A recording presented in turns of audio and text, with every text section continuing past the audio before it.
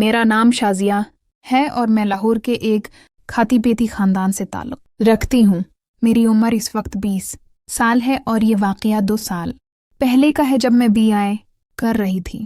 بچپن سے مجھے چھپ کر اماں ابو کے مناظر دیکھنے کا شوق تھا اور کئی بار اماں نے مجھے اس وجہ سے ڈانٹا بھی، لیکن میں پھر رکھ نہیں پائی۔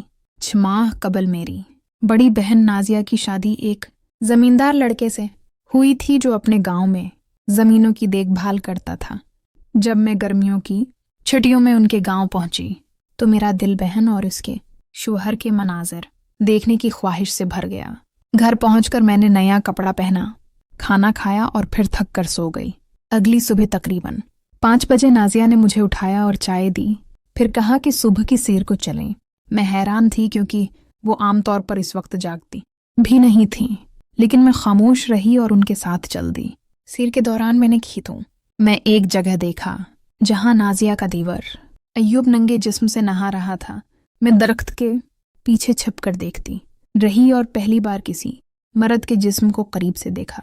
وہ پانی میں ڈبکی لگا کر باہر آیا، جسم ان پر صابن ملایا اور پھر کپڑے پہن کر واپس چلا گیا۔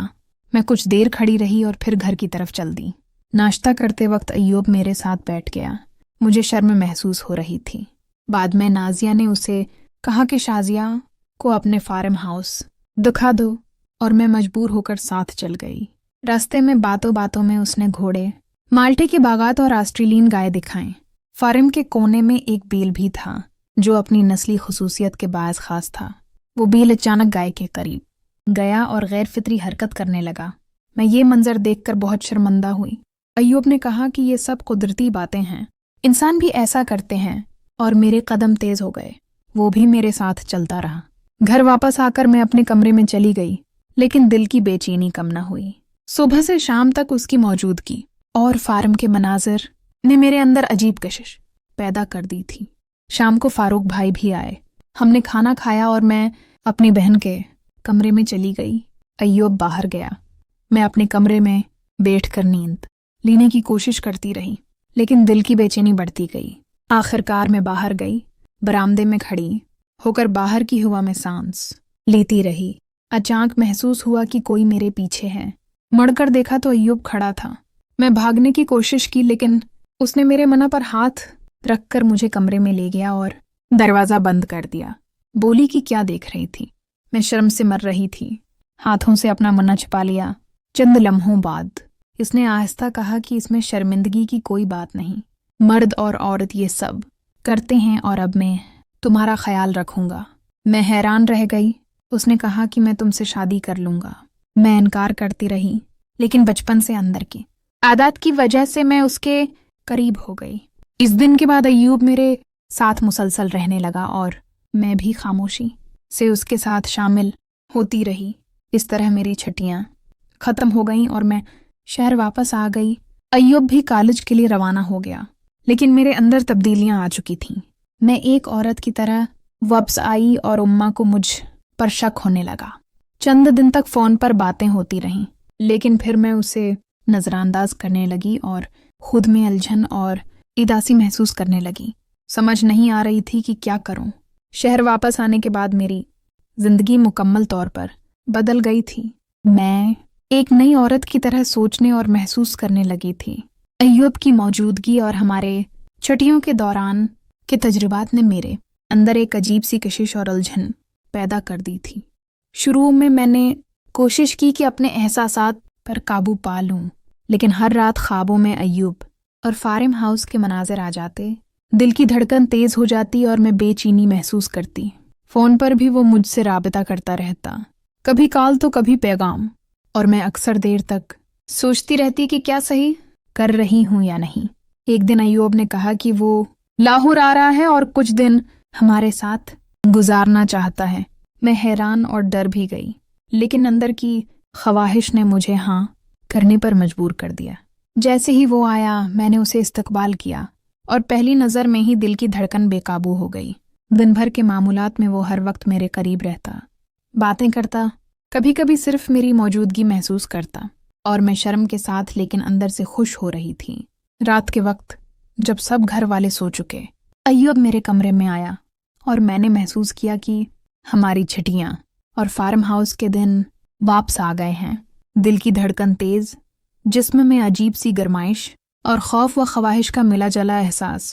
اس نے آہستہ کہا کہ میں تمہارا خیال رکھوں گا، اور میں خاموش ہو کر اس کی بات سنتی رہی۔ دل میں ایک عجیب سکون اور بے چینی ایک ساتھ۔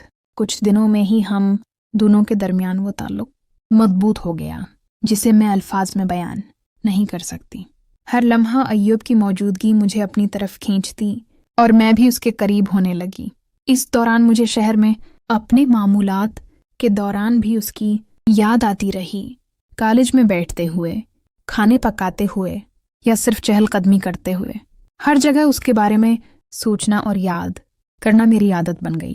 میں نے محسوس کیا کہ اب میں پہلے جیسی نہیں رہی۔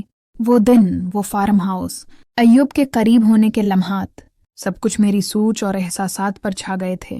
کئی بار میں نے اپنے آپ سے کہا کہ یہ سب ٹھیک نہیں، لیکن دل کی خواہش اور یادیں مجھے روکنے نہیں دیتے، اور میں خود کو اکثر ایوب کی موجودگی میں تصور کر لیتی۔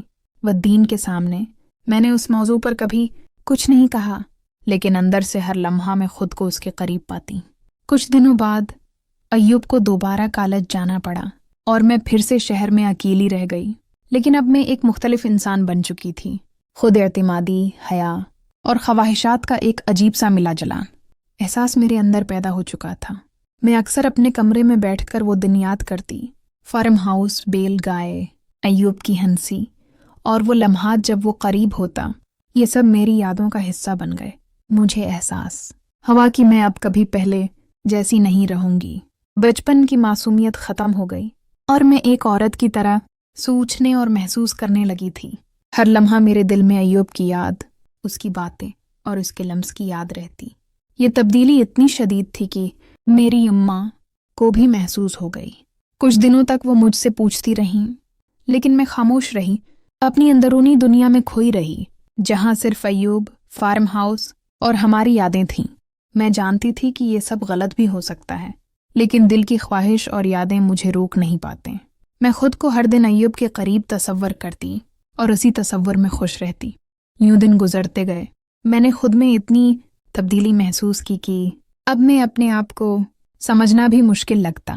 ایک طرف شرم اور حیا، دوسری طرف خواہش اور جذبہ، یہ سب میرے اندر موجود تھا اور میں اسے روز محسوس کرتی رہی۔